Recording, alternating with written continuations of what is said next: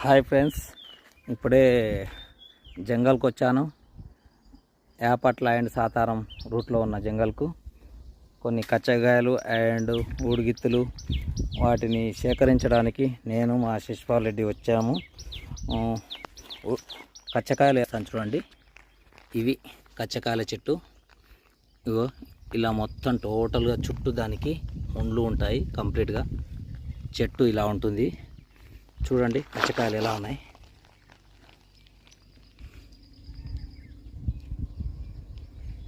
ఇవి ఆయుర్వేదిక్ మెడిసిన్లో చాలా ఉపయోగపడతాయి కదా.